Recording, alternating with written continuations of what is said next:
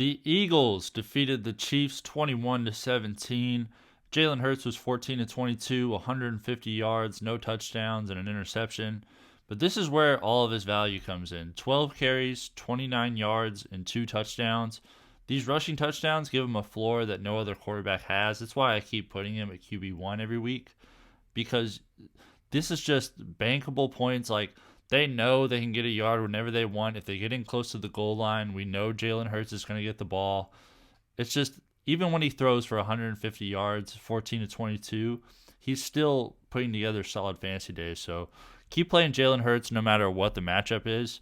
DeAndre Swift, 12 carries, 76 yards, and a touchdown. This is really solid. Another guy you want to play just every single week without thinking about it, because another guy, his floor is really high. He'll get you at least 10 points every week. Boston Scott, 2 carries for 8 yards, and Kenneth Gainwell just had the 1 carry for 1.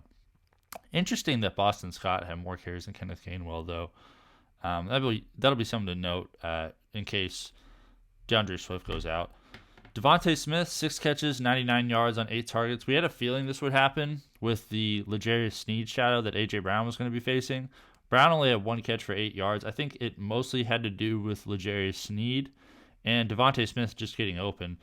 Great day for DeVonta. Just something to keep in mind. If the Eagles play a team that has a lockdown corner, play DeVonta Smith, especially if Dallas Goedert is out. That just helped him even more.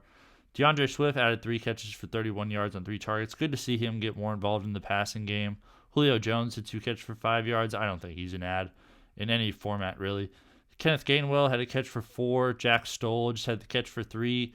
He was the only tight end with a catch here, so that's something interesting to note. Julio Jones actually had more catches than Jack Stoll, and Olamide Zaccheaus did not haul in his only target. For the Chiefs, Patrick Mahomes was 24-43, 177 yards, 2 touchdowns, an interception. He also had 6 carries for 38 yards.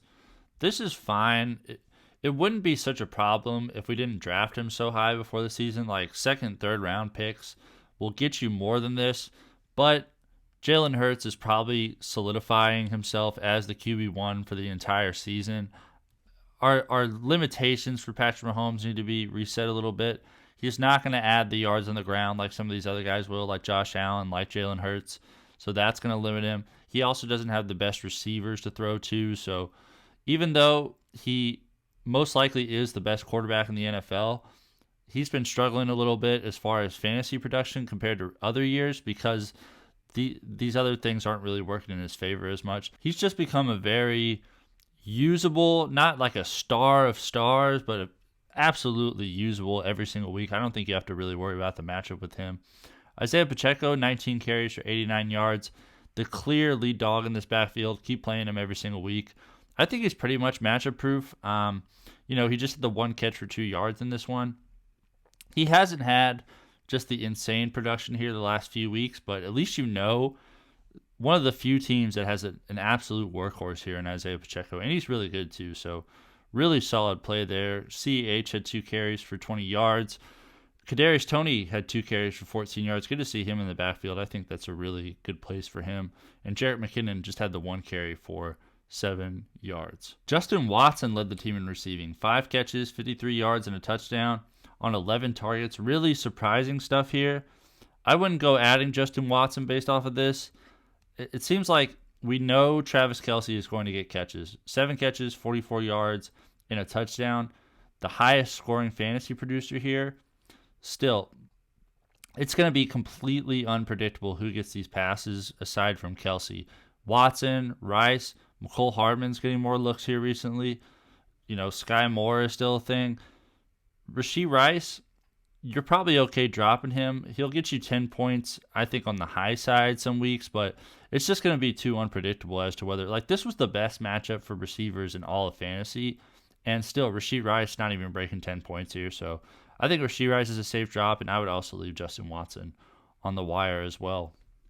Mecole Hardman, just the 2 catches for 12 yards. Kadarius Toney had the same 2 catches for 12 yards and 2 targets. Jerick McKinnon, 2 catches for 8. Skyy Moore, just the 1 catch for 4. Isiah Pacheco had a catch for 2. Marquez Valdes-Scantling, tough game for him, had the really brutal drop there. just 3 targets, didn't catch any of them. And Noah Gray, the backup tight end, had 1 target and didn't haul it in. That'll do it for me, everybody. Thank you so much for watching. Please like, comment, subscribe. Follow at We Are Drafting on Instagram. We have the Week 12 ads up, Week 12 drops. Go check those out. I will see you over there, and thank you again for watching.